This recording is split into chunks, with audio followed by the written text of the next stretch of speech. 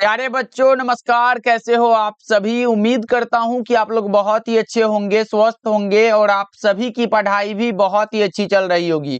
तो बच्चों आज का ये क्लास आप सभी के लिए बहुत ही ज्यादा इम्पोर्टेंट है, क्योंकि आज के क्लास में हम लेके आए हैं आपके लिए 12th क्लास के केमिस्ट्री का top 70 most important objective question. और ये सारे प्रश्न आपके बोर्ड एग्जाम के दृष्टिकोण से बहुत ज्यादा इम्पोर्टेंट है। तो बच्चा पार्टी आज के क्लास को बिल्कुल ध्यान से देखिएगा और आज के क्लास में दिए जाने वाले सारे प्रश्नों को आप लोग अच्छे से याद भी करते चलिएगा।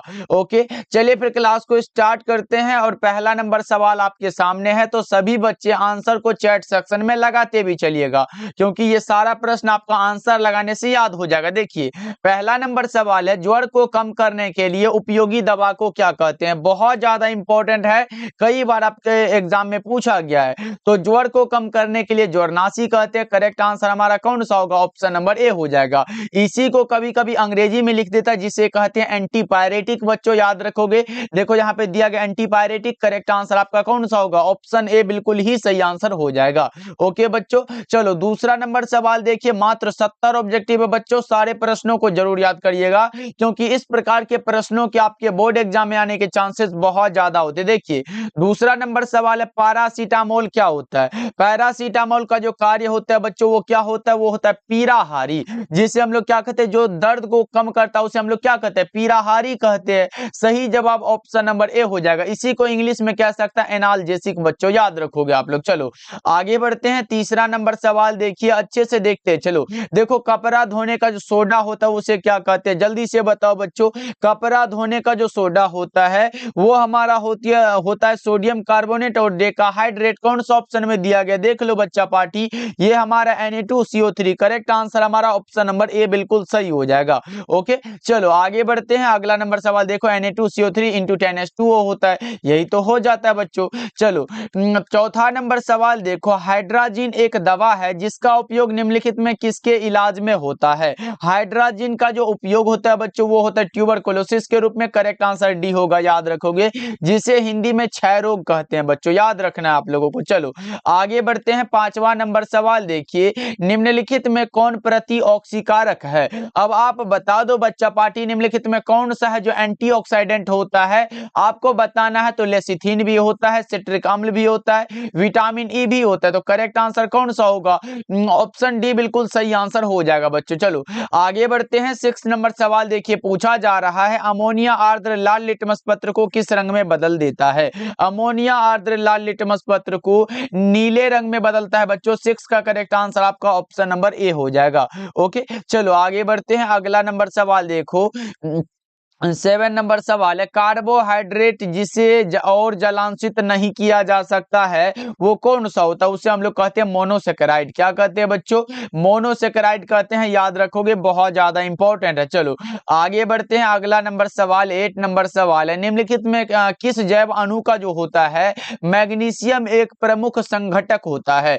ये आपको बताना है। तो बच्चों वो होता है क्लोरोफिल का। करेक्ट आंसर आपका ऑप्शन नंबर बी हो जाएगा।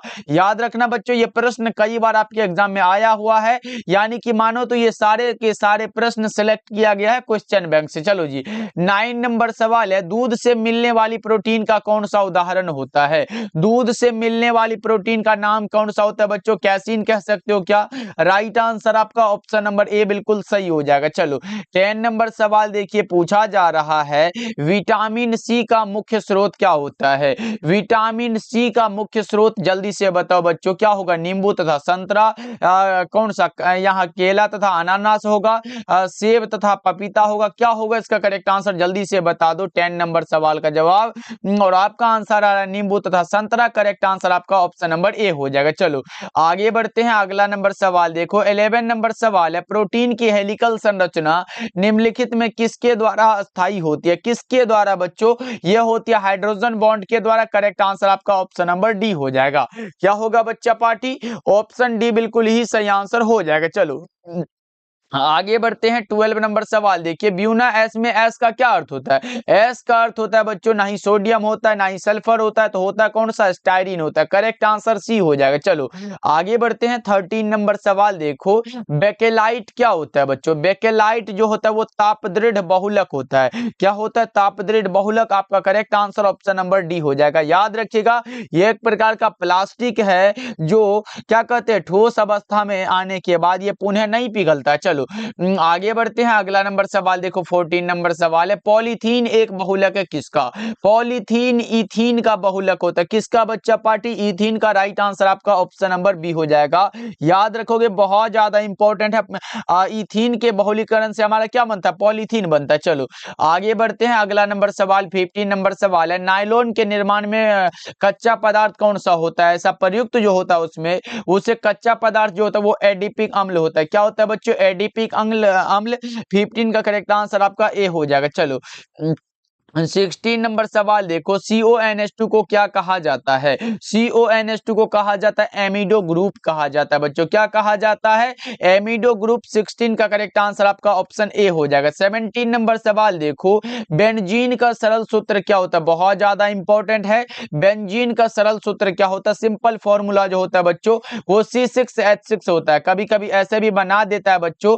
याद रखिएगा ये क्या होता है? ये हमारा बेंजीन रिंग ही होता है। याद रखना ये इंपॉर्टेंट है। ऑब्जेक्टिव में भी ऐसे स्ट्रक्चर दे देगा और आपको बनाएगा। लेकिन अगर बेंजीन रिंग के साथ अगर इस यहाँ पे OH जुड़ जाता है बच्चा पार्टी तो ये बन जाता है फिनोल। क्या बनता है बच्चों? फिनोल। ये याद रखोगे आप लोग। चलो आगे बढ़ते हैं। 18 नंबर सवाल देखो एक यौगिक जलांशन के पश्चात 1 डिग्री एमीन देता है तो ये यौगिक कौन सा होगा ये बताना है आपको। तो वो होता है एमाइड। करेक्ट आंसर बी हो जाएगा। चलो आगे बढ़ते हैं। 19 नंबर सवाल देखो कार्बोनिल समूह के कार्बन पर संकरण कितना होता है? अगर कार्बोनिल की बात हो बच्चों उस पे जो संकरण होता है हाइब्रिडाइजेशन होता है वो sp2 का होता है। करेक्ट आंसर आपका 19 का बी हो जाएगा। ओके चलो आगे बढ़ते हैं। 20 नंबर सवाल देखो फॉर्मल्डिहाइड को NaOH के विलयन के साथ गर्म करने पर क्या प्राप्त होता है? फॉर्मल्डिहाइड को NaOH के विलयन के साथ गर्म करने पर क्या प्राप्त होता है बच्चों? जल्दी से बता दो। सोडियम फॉर्मेट होता है। जल्दी से बताओ। 20 का करेक्ट आंसर आप लोग क्या लगाओगे इसका सही जवाब? इसे हम लोग क्या कहते हैं? मेथिल अल्कोहल होता है, मेथेनॉल होता है बच्चों। याद रखोगे सही जवाब ऑप्शन सी हो जाएगा। ओके चलो आगे बढ़ते हैं। अगला नंबर सवाल देखो 21 नंबर सवाल है। निम्नलिखित में कौन एकल सैकराइड होता है? जल्दी से बता दो। मोनोसैकराइड जो होता है उसका नाम बताना है तो वो फ्रक्टोज होता है मोनोसैकराइड। करेक्ट आंसर डी हो जाएगा। चलो आगे बढ़ते हैं। 22 नंबर सवाल देखो CH3COOH का IUPAC नाम क्या होगा? CH3COOH का IUPAC नाम अगर आपसे पूछे वो होता है एथेनोइक अम्ल। करेक्ट आंसर भी हो जाएगा। ओके बच्चों याद रखोगे बहुत ज्यादा इंपॉर्टेंट है। ये प्रश्न कई बार आपके एग्जाम में पूछा गया जिसे हम लोग क्या कहते हैं? एसिटिक एसिड के भी नाम से जानते हैं बच्चों। चलो आगे बढ़ते हैं। अगला नंबर सवाल 23 नंबर सवाल है। एक एल्डिहाइड के ऑक्सीकरण से क्या प्राप्त होता है? एक एल्डिहाइड के ऑक्सीकरण से जो प्राप्त होगा बच्चों वो क्या होता है? एक अम्ल प्राप्त होता है। करेक्ट आंसर आपका ऑप्शन नंबर डी हो जाएगा। और कैसा अम्ल होता है बच्चों? वो कार्बोक्सिलिक एसिड होता है। ये भी आप लोगों को याद रखना। चलो आगे बढ़ते हैं। 24 नंबर सवाल देखो अल्कोहल का सक्रिय क्रियाशील मूलक क्या होता है? देखो बच्चों अगर आपके सामने रहे ROH सर R क्या है? तो एल्काइल ग्रुप होता है। तो ये होता है अल्कोहल के लिए। क्या होता है बच्चों? याद रखोगे अल्कोहल के लिए। उसके बाद आपके सामने रहे RCHO ये किसके लिए होता है बच्चा पार्टी? ये होता है एल्डिहाइड के लिए। ये भी आपको याद रखना है। उसके बाद हमारा कौन सा होता है बच्चों? RCOOH हो सकता है। RCOOH ये क्या होता है? कार्बोक्सिलिक एसिड होता है। उसके बाद क्या पूछेगा बच्चा पार्टी? RNH2 होता है वो तो एमिडो ग्रुप एमीन ग्रुप हो जाता है। ये सब पूछा जाता है बच्चों। अगर CO हो क्या हो बच्चों? यहाँ पे लिख सकते हो अगर आपके सामने CO हो ये हमारा होता है किसका? कीटोन का होता है। क्या बच्चों? ये भी आप लोग याद रख लो। अब बता दो कौन सा होगा करेक्ट आंसर? जल्दी से बता दो बच्चा पार्टी। अल्कोहल का पूछा गया। Correct answer option number A हो जाएगा। चलो आगे बढ़ते हैं। 25 नंबर सवाल है। SN2 क्रियाविधि में किसका निर्माण होता है? संक्रमण अवस्था का बच्चों। 25 का बी ऑप्शन सही हो जाएगा। चलो 26 नंबर सवाल है। कार्बन की संयोजकता कितनी होती है? कार्बन की संयोजकता बच्चों कितनी होती है? जल्दी से बता दो। कार्बन की संयोजकता कितनी होती है? 4 होती है। करेक्ट आंसर आपका ऑप्शन नंबर ए हो जाएगा। चलो आगे बढ़ते हैं। 27 नंबर सवाल देखो एल्कील हैलाइड का उपयोग निम्नलिखित में किसके निर्माण में होता है? एल्कील हैलाइड का उपयोग एल्केन के निर्माण में होता है, एल्कीन के निर्माण में होता है, अल्कोहल के निर्माण में होता है। करेक्ट आंसर आपका कौन सा होगा बच्चों? ऑप्शन डी बिल्कुल सही हो जाएगा। चलो 28 नंबर सवाल देखो, जिंक और जल के साथ क्लोरोफॉर्म के अवकरण से क्या प्राप्त होता है? जिंक और जल के साथ क्लोरोफॉर्म के अवकरण से जो प्राप्त होता है वो मेथेन होता है। क्या होता है बच्चों? मेथेन। करेक्ट आंसर डी होगा। बच्चों क्लास को आप लोग लाइक करते चलना, जितने बच्चे हमारे साथ जुड़े हुए हो बच्चा पार्टी, एक बार क्लास को सभी बच्चे लाइक कर देना। अगर आप लोग लाइक कर लेते हो क्लास को तो पढ़ाने में एकदम बहुत मजा आता है बच्चों, इसलिए सारे बच्चे एक बार क्लास को लाइक कर दीजिएगा। चलो आगे बढ़ते हैं। 29 नंबर सवाल देखो, संकुल कितने प्रकार के होते हैं? संकुल जो कितने प्रकार के होते हैं? 3 प्रकार के होते हैं बच्चों। करेक्ट आंसर सी हो जाएगा, याद रखोगे आप लोग। चलो 30 नंबर सवाल देखो, K4 Fe6 में Fe की ऑक्सीकरण अवस्था क्या होगी? जल्दी से बताओ बच्चों। ओके, K4 Fe6 में पूछा गया, जल्दी से बता दो। ऐसे हमारा +2 होता है, लिख देते हैं बच्चों, याद रखिएगा। Correct answer option number A हो जाएगा। ऐसे निकालना हमने बता दिया है बच्चा पार्टी। चलो अगर बता ही दे तो क्या होगा? देखो K4 है तो K पर हमारा क्या होता है बच्चों? +1 होता है, यहाँ पे करना पड़ेगा। और 4 है तो गुना में 4 कर देंगे, उसके बाद फिर प्लस करो, उसके बाद Fe है तो इसे हम लोग क्या मानते हैं? X मान लेते हैं बच्चा पार्टी। X तो मानना पड़ेगा ना, क्योंकि इसका निकाल रहे हैं। अब देखो C&6, इस पे हमारा -1 होता है तो माइनस का यहाँ 1 लिखो, और गुना में क्या होगा? 6 हो जाएगा, बराबर में 0, क्योंकि यहाँ 6 दिया गया। यहाँ से करते हो बच्चों तो 4 प्लस में कौन सा होगा? X। अब प्लस माइनस माइनस हुआ तो माइनस लिखो, 6 बराबर में 0 हो जाएगा। इतना तो जानते हो बच्चा पार्टी, इतना सबको पता है सर, बराबर में 0 लिख दिए। अब देखो यहाँ पे माइनस है, ये हमारा -2 बराबर क्या होगा? यानी कि यहाँ पे लिख सकते हो x प्लस, कह सकते हो कि बच्चा पार्टी यहाँ -2 है तो x प्लस माइनस तो माइनस भी हो जाएगा। यहाँ पे -2 का लो बच्चा पार्टी, 1 मिनट। हाँ, यहाँ पे -2 लिखे, प्लस में x कर दो, बराबर में 0 लिख दो, इसलिए हमारा x बराबर क्या होगा? उधर जाएगा तो +2 हो जाएगा, यही वाला तो होगा। Correct answer option number A हो जाएगा। चलो आगे बढ़ते हैं। 31 नंबर सवाल देखो, निम्नलिखित में कौन सा तत्व कमरे के ताप पर द्रव होता है, जिसे हम लोग मरकरी कहते हैं? कौन सा होता है बच्चों? मरकरी, यानी कि 31 का करेक्ट आंसर बी हो जाएगा। चलो आगे बढ़ते हैं। 32 नंबर सवाल है, हमेशा स्वतंत्र अवस्था में पाया जाने वाला कौन सा धातु होता है? धातु का नाम पूछिए बच्चों, आप क्या लगाओगे? हमेशा स्वतंत्र अवस्था में पाया जाने वाला जो धातु होता है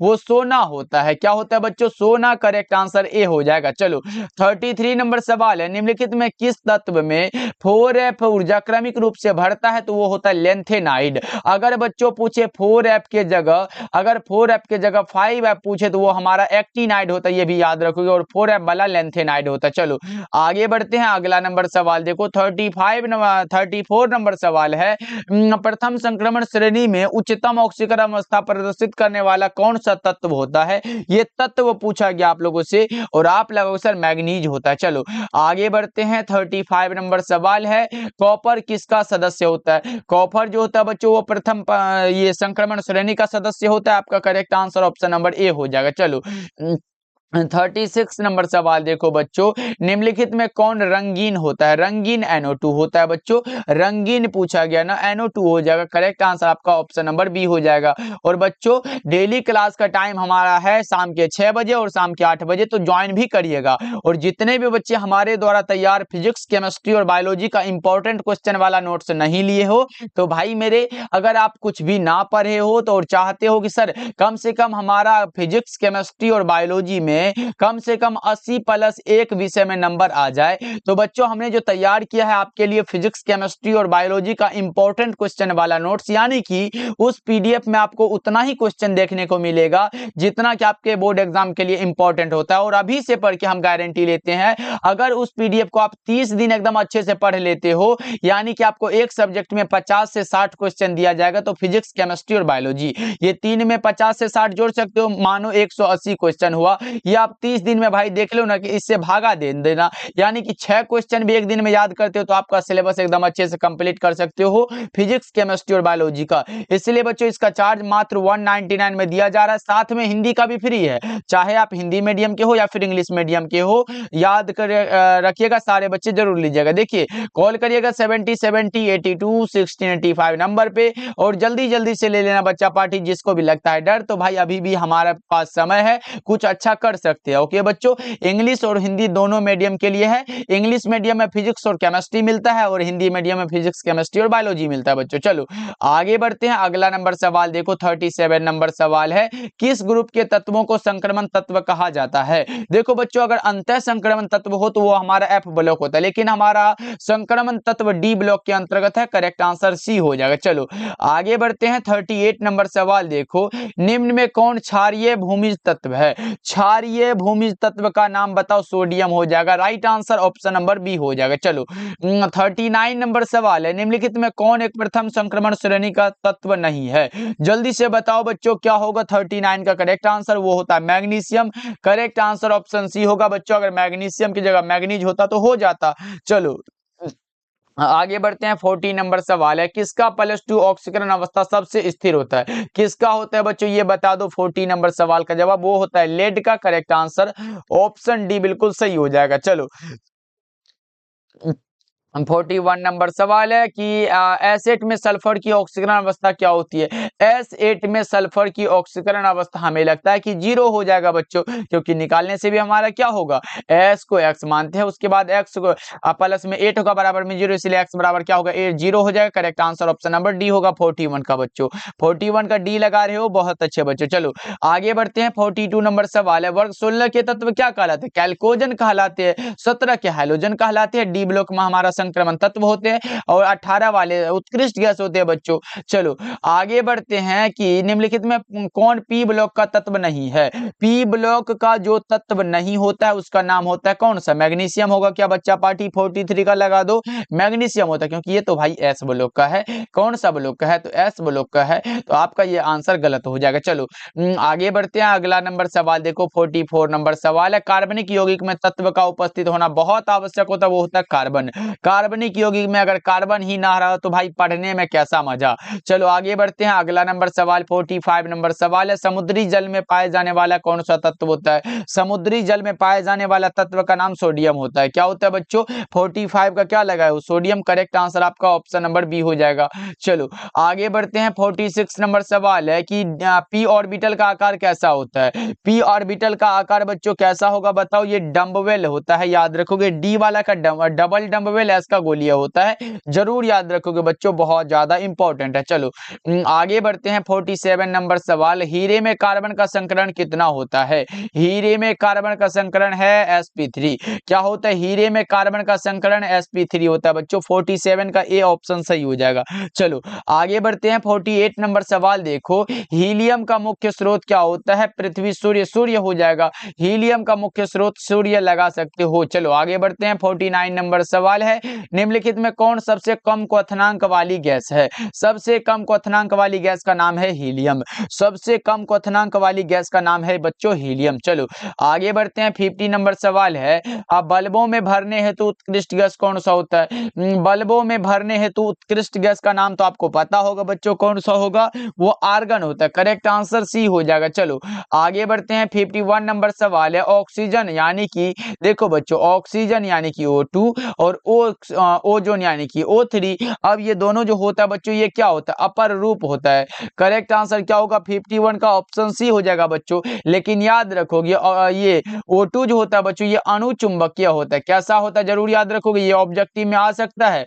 क्या होता है बच्चों? ये अणुचुंबकीय होता है, जबकि O3 क्या होता है बच्चों? ये प्रतिचुंबकीय होता है। कैसा होता है बच्चों? प्रतिचुंबकीय होता है। जरूर याद रखोगे, ये बहुत ज्यादा इंपॉर्टेंट है, एग्जाम में पूछेगा। ऐसे 2 नंबर में भी पूछेगा कि ओजोन और ऑक्सीजन में O2 जो होता है अणुचुंबकीय होता है और O3 प्रतिचुंबकीय होता है। क्यों?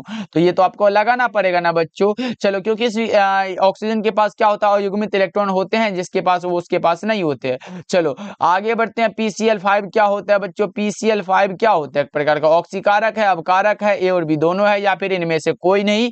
आपको लगाना है तो वो होता है ऑक्सीकारक। करेक्ट आंसर आपका ऑप्शन नंबर ए हो जाएगा। चलो आगे बढ़ते हैं, अगला नंबर सवाल देखो, फास्फोरस पेंटाक्लोराइड नाम है इसका। चलो आगे बढ़ते हैं बच्चों, ये रहा आपके सामने 53 नंबर सवाल। नाइट्रिक अम्ल का सूत्र क्या होता है? ये तो एग्जाम में कई बार पूछा गया, HNO3। करेक्ट आंसर ये होगा। चलो आगे बढ़ते हैं, अगला नंबर सवाल 54 नंबर सवाल है, टीन का संकेत क्या होता है? टीन का संकेत बता दो। 54 नंबर सवाल का जवाब SN। करेक्ट आंसर ए हो जाएगा। चलो 55 नंबर सवाल है, आवर्त सारणी में ग्रुप 16 में ऑक्सीजन के अलावा पाए जाने वाला कौन सा तत्व होता है? ऑक्सीजन के अलावा पाए जाने वाला तत्व का नाम है सल्फर। क्या होता है बच्चों? Sulphur. Correct answer option number A हो जाएगा, याद रखोगे। ऐसे तो आपको पता होगा 16 में कौन कौन से होते हैं? ऑक्सीजन हुआ, सल्फर हुआ, सेलेनियम हुआ, पोलोनियम हुआ और टेल्यूरियम हुआ। चलो आगे बढ़ते हैं, अगला नंबर सवाल 56 नंबर सवाल है, निम्नलिखित में कौन धातु का निष्कर्षण विद्युत विच्छेदन की क्रिया के द्वारा नहीं होता है? उसका नाम होता है लोहा।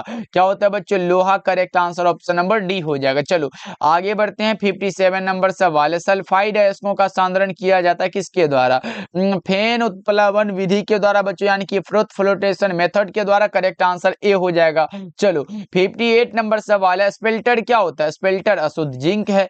स्पेल्टर क्या है बच्चों? अशुद्ध जिंक है। करेक्ट आंसर ऑप्शन बी हो जाएगा। चलो आगे बढ़ते हैं, 59 नंबर सवाल है, गैंग और फ्लक्स आपस में मिलके क्या बनाते हैं? गैंग और फ्लक्स आपस में मिलकर स्लैग बनाते हैं बच्चों। क्या बनाते हैं? Slag. Correct answer option number A हो जाएगा। अयस्कों में उपस्थित अशुद्धि को क्या कहते हैं बच्चों? गैंग या फिर अधात्री बोलते हैं। ये भी याद रखो, ये बहुत ज्यादा इंपॉर्टेंट है। चलो आगे बढ़ते हैं, अगला नंबर सवाल देखो, फिर 60 नंबर सवाल है, पायरोलुसाइट निम्नलिखित में किसका अयस्क है? पायरोलुसाइट ये मैग्नीज का अयस्क होता है बच्चों, याद रखोगे। 60 का right answer option number B हो जाएगा। ऐसे लिखने से ही पता चलता है। MnO2। Mn क्या है? मैग्नीज है, तो ये मैग्नीज का अयस्क हो जाएगा बच्चों। चलो आगे बढ़ते हैं, 61 नंबर सवाल देखो, जिसमें दो अलग अलग धातु उपस्थित होते हैं वो कौन सा होता है? कॉपर पायराइट होता है। क्या होता है बच्चों? Copper pyrite. आप लोगों को पता होगा कॉपर पायराइट का सूत्र Cu क्या होगा बच्चों? यहाँ पे लिख सकते हो, बहुत ज्यादा इंपॉर्टेंट है, CuFeS2। ये भी ऑब्जेक्टिव में पूछा गया, कॉपर पायराइट का सूत्र लिखिए। करेक्ट आंसर डी हो जाएगा बच्चों। चलो आगे बढ़ते हैं, 62 नंबर सवाल देखो, निम्नलिखित धातुओं में किसके निष्कर्षण में वैद्युत धातु कर्म का उपयोग होता है? जल्दी से बताओ बच्चों, क्या होगा इसका करेक्ट आंसर? सोडियम होगा। Correct answer option number D हो जाएगा। चलो आगे बढ़ते हैं, 63 नंबर सवाल है कि साबुन ग्रीस को किसके द्वारा निकालता है? किसके द्वारा निकालता है बच्चों? इमल्सीकरण के द्वारा। करेक्ट आंसर भी हो जाएगा। चलो 64 नंबर सवाल है, रक्त पर कैसा आवेश पाया जाता है? जल्दी से बताओ बच्चों, रक्त पर ऋणात्मक होता है। करेक्ट आंसर भी हो जाएगा। चलो नेक्स्ट नंबर सवाल देखो, किसी भी अभिक्रिया में उत्प्रेरक का कार्य क्या होता है? उत्प्रेरक का कार्य है कि अभिक्रिया के वेग को घटाना और बढ़ाना, दोनों काम है बच्चों। करेक्ट आंसर कौन सा होगा? ऑप्शन सी बिल्कुल सही हो जाएगा। चलो आगे बढ़ते हैं, अगला नंबर सवाल देखो, 66 नंबर सवाल है, किसी रासायनिक अभिक्रिया का वेग स्थिरांक निम्नलिखित में किस पर निर्भर करता है? किस पर निर्भर करता है बच्चों? टेम्परेचर पर निर्भर करता है, प्रेशर पर भी निर्भर करता है, कंसंट्रेशन पर भी निर्भर करता है। चलो आगे बढ़ते हैं, 67 नंबर सवाल देखो, एक फैराडे विद्युत धारा प्रवाहित करने पर प्राप्त मात्रा बराबर क्या होगा? जल्दी से बताओ बच्चों, क्या होगा इसका करेक्ट आंसर? 67 नंबर सवाल आपके सामने है और आपका आंसर ये 1 ग्राम समतुल्य होता है। करेक्ट आंसर ए हो जाएगा। चलो आगे बढ़ते हैं, 68 नंबर सवाल है, हाइड्रोजन ऑक्सीजन सेल निम्नलिखित में किस तरह का सेल है? हाइड्रोजन और ऑक्सीजन कौन सा होगा बच्चों? ये ईंधन सेल का उदाहरण है। करेक्ट आंसर सी हो जाएगा। चलो आगे बढ़ते हैं, 69 नंबर सवाल है, निम्नलिखित में कौन बेरवादार ठोस है? बेरवादार ठोस बच्चों, ग्रेफाइट रवादार है, क्रोमेलम रवादार है, सिलिकॉन कार्बाइड रवादार है, लेकिन बेरवादार का नाम है क्वार्ट्ज ग्लास। क्या है बच्चों?